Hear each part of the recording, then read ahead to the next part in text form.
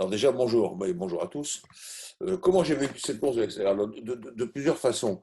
Dans l'émission que je fais le mercredi avec toute la bande, là, Racing Stream sur Twitch, à la fin, en off, si je puis dire, j'avais parié sur Hamilton, pour une seule raison. Une seule raison. Je connais bien Interlagos, et quand on attaque le virage, à partir de jonction, hein, c'est-à-dire la courbe qui remonte, les virages 12, 13, 14, 15, bon, ce n'est pas la face nord de l'Annapurna, mais je peux vous dire que ça grimpe.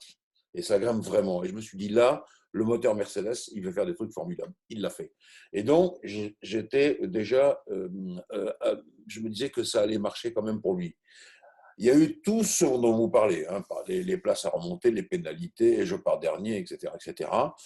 Et dans ma théorie, dans mes théories, je pense que quand on est dos au mur, quelquefois, on est capable de tout donner. Et je pense que là, il était dos au mur. Parce que si on regarde le calendrier qui vient maintenant, on peut craindre pour Mercedes ces problèmes de tenue de route ou bien ces problèmes, non pas de chauffe, parce qu'on a vu qu'au Brésil, il faisait chaud, mais ces problèmes pour suivre les virages, tout ça, où on sait que la Red Bull, par exemple, est assez impressionnante. Alors, je me dis qu'il avait une carte à jouer, il fallait qu'il la joue là, il l'a fait. C'est comme ça que j'ai vécu ce Grand Prix. Et quand je l'ai vu dépasser Verstappen pour de bon, je me suis dit, ben voilà, il a mérité son truc, parce que franchement, là, il lui avait mis la FIA, Red Bull, Honda, etc. Il lui a mis le couteau sous la gorge. Ça s'est bien vu d'ailleurs avec la réaction de Toto Wolff, hein, qui avait compris qu'ils étaient la tête sous l'eau et eh bien, Lewis les a sortis de l'eau. Voilà.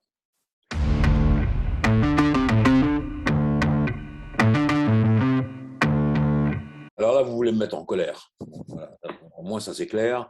Alors, je vais me mettre en colère un peu. Non, je trouve que je donne une grosse responsabilité pour tout ça à Michael Masi. Parce que Michael Masi, maintenant, il était quelqu'un qui était dans l'ombre de Charlie Whiting, même si je n'ai pas toujours aimé Charlie Whiting.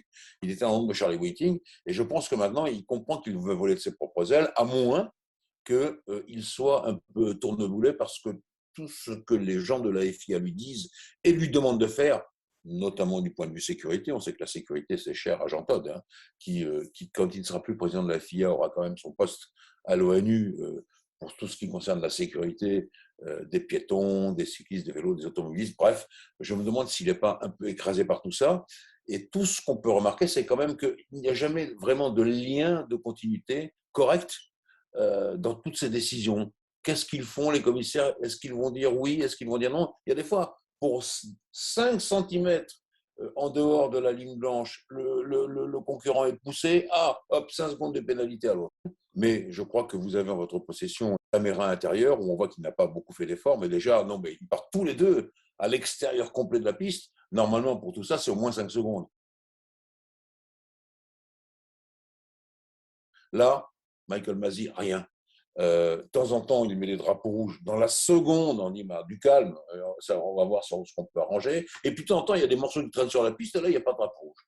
Donc je pense que tout ça est assez mal fait, et je le vise lui particulièrement parce que je ne comprends pas sa façon d'agir, et je ne suis pas le seul. Je ne comprends pas la façon d'agir de Masi et quelquefois des commissaires qui sont autour de lui. Ça me paraît être ça tout à fait subjectif et non pas objectif comme je le souhaiterais, comme le sport le souhaiterait. Et donc, je me dis qu'il faut vraiment changer ça. Ou alors, on laisse, comme on dit très bien, let's them race, laissez-les courir. Ou alors, on devient extrêmement draconien et on mesure au centimètre près. Mais ça, on ne pourra pas le faire. Donc, moi, je crois que là-dessus, il y a beaucoup, beaucoup, beaucoup de choses à dire. J'ai un dernier mot. Euh, il y en a un qui m'agace profondément, c'est Christian Horner, avec mais perpétuellement, ces petites allusions. Et ça, je comprends bien que quand on ne peut pas gagner vraiment sur la piste ou quand on ne peut pas faire le malin, on en arrive là. Mais je trouve que ça, c'est très agaçant. Et c'est pour ça que je comprends de temps en temps les gestes de Toto Wolff.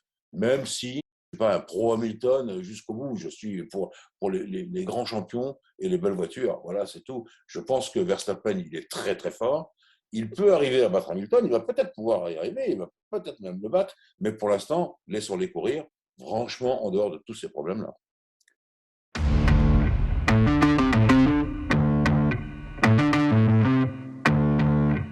Oui, je suis complètement d'accord avec ça. C'était la conclusion que je voulais vous donner. C'était, voilà, c'est tellement beau cette saison, c'est tellement prenant, c'est tellement haletant, il y a tellement d'intensité dramatique dans tout ça que laissons-les se débrouiller, arrêtons de mettre des trucs. C'est une très belle saison, très très belle saison. Franchement, là, on parlait de chaos tout à l'heure, effectivement, là, il n'y en a pas un qui peut risquer le chaos.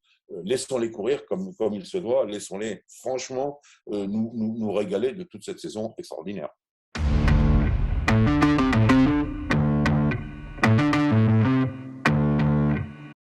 Effectivement, je pense qu'ils ont démarré à la Scuderia sur, je ne veux pas appeler ça le programme 2022, mais enfin sur le moteur à venir, et ils montrent que c'est pas si mal que ça. Ils montrent qu'ils ont quand même cerné pas mal de problèmes. Maintenant, on va voir ce qu'il va arriver. Je voudrais qu'on en parle pour la fin de la saison, à la fois pour Ferrari, mais à la fois pour les deux, là, les deux costauds, que ce soit Verstappen ou Hamilton. Les circuits qui viennent maintenant, bon, je regarde comment dirais-je, le Qatar, Losail. Ça, c'est un circuit un peu bizarre, fait pour la moto. Il y a une ligne droite et puis après, il y a que des virages dans tous les sens. Je ne parle même pas de l'Arabie Saoudite. L'Arabie Saoudite, je viens de voir le plan là. Alors, donc, on est à 27 virages.